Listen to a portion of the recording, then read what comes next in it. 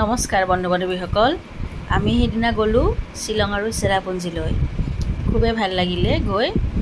এয়া ল'ৰা ছোৱালী বেষ্ট ফ্ৰেণ্ডসকলৰ লগত আমি দুটা পৰিয়াল গৈছিলোঁ। এয়া শ্বিলং পিকত ল'ৰা ছোৱালীসকলে উঠিলে, এয়া ঘোঁৰা চাৱাৰী কৰিলে। গতিকে এইটো এটা মজা ল'লে সিহঁতে, ভাল লাগিলে বাৰু। ল'ৰা ছোৱালীসকলৰ সেয়াই ফূৰ্তি, সিহঁতৰ গৰমৰ বন্ধ চলি আছে, গতিকে এপাক লৈ গ'লোঁ। এনেই গৈয়ে বহুতবাৰ গৈছোঁ আৰু শ্বিলঙলৈ, কিন্তু হ'লেও বিশেষত্ব এটা লাগি থাকে, গৈ ভাল লাগে। এয়া আমাৰ ছোৱালীয়ে একেবাৰে পূৰা উঠিছে, তাই ভয়কৈ উঠিছে। এবাৰ উঠিলে 100 টকাকৈ লয়। গতিকে যিয়ে নহওক, সেনেকৈ আমি শ্বিলং পিকৰ পৰা তেনেকৈ আহিলোঁ চেৰাপুঞ্জীলৈ। চেৰাপুঞ্জীৰ বতৰ দেখিছেনে, কি ধুনীয়া, একদম ফৰকাল বতৰ। গৈ আছোঁ চেৰাপুঞ্জী অভিমুখে, খুব ভাল লাগে। আহি পালোঁ আমি এয়া ছেভেন ছিষ্টাৰ ফলছ একেবাৰে ক্লিনকৈ দেখিছোঁ। আগৰবাৰ যাওঁতেই একেবাৰে দেখাই নাছিলোঁ, কুঁৱলীৰে ভৰি আছিলে। এয়া বাংলাদেশখন একদম ওচৰতে। এয়া খুব ধুনীয়া 7টা জলপ্ৰপাত আছে, আৰু এই জলপ্ৰপাতৰ হেনো এটা ৰহস্যময় ঘটনাও আছে, সেইখিনি বাৰু পিছত কেতিয়াবা ক'ম। আৰু এয়া আহিলোঁ শেষত গৈ একদম চেৰাপুঞ্জীৰ একেবাৰে তলত। চেৰাপুঞ্জীৰ একেবাৰে তলত আপোনাৰ চেলা ডিষ্ট্ৰিক্টখন নাপাওঁতে এয়া খামৰেঙা ৱাটাৰফলছ, এইটো জলপ্ৰপাতত গ'লোঁ আমি।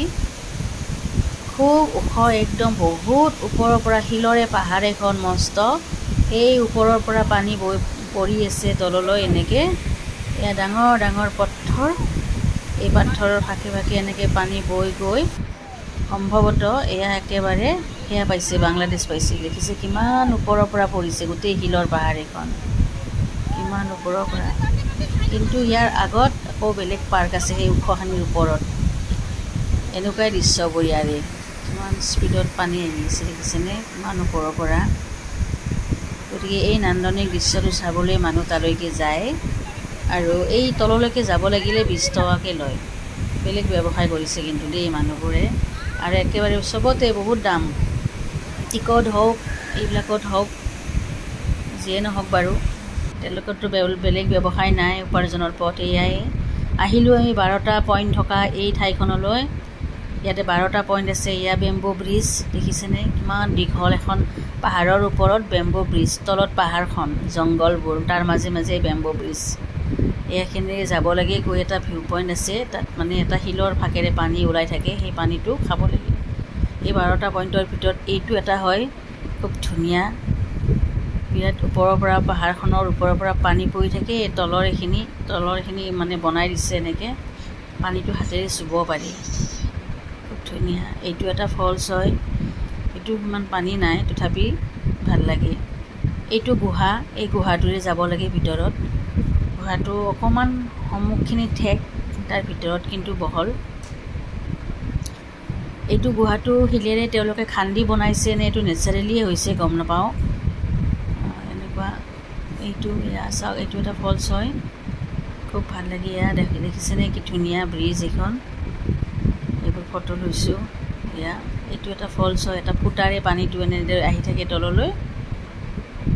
এয়া আমি খুব ধুনীয়া, মানে সঁচাকৈ প্ৰকৃতিৰ ৰাণী।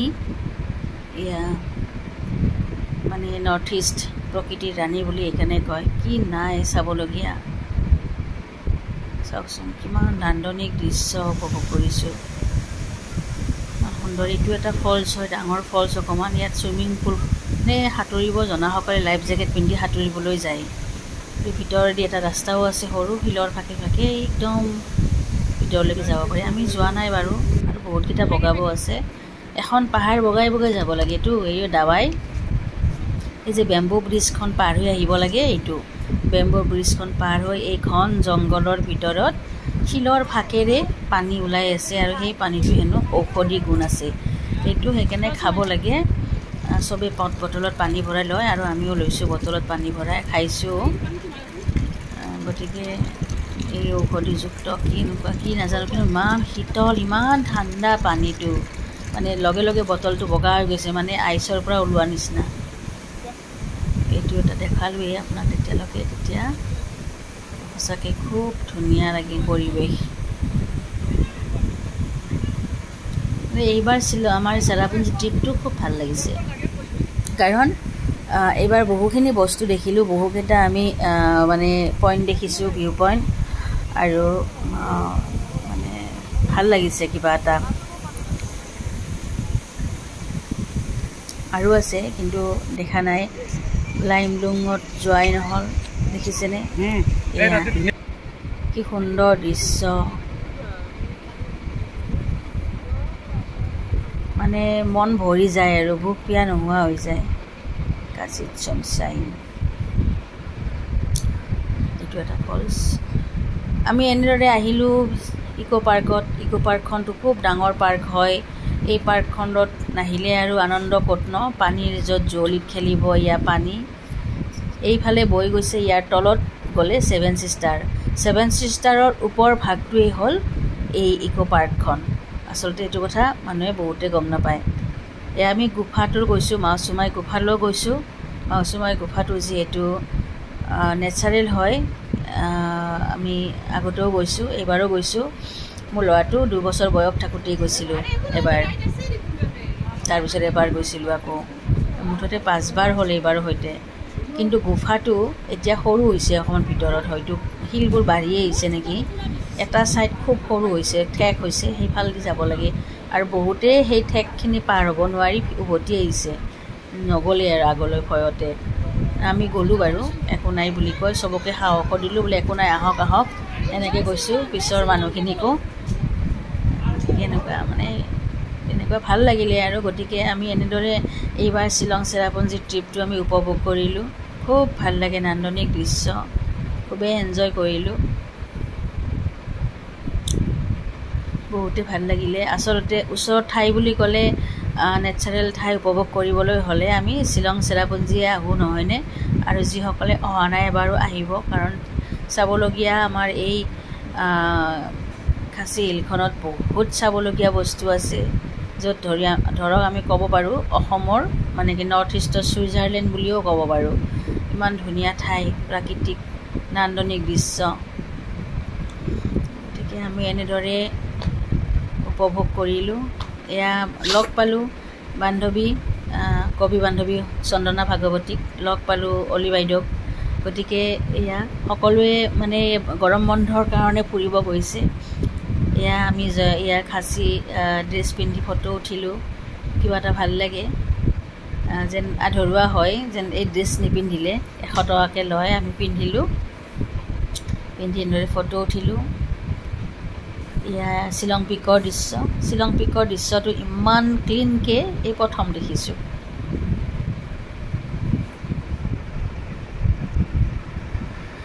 গতিকে প্ৰকৃতিৰ ৰাণী নৰ্থ ইষ্ট, সেইকাৰণে ফৰেনৰ মানুহ বছৰে আহে, ইয়ালৈ আহিয়ে থাকে এইবোৰ চাবলৈ।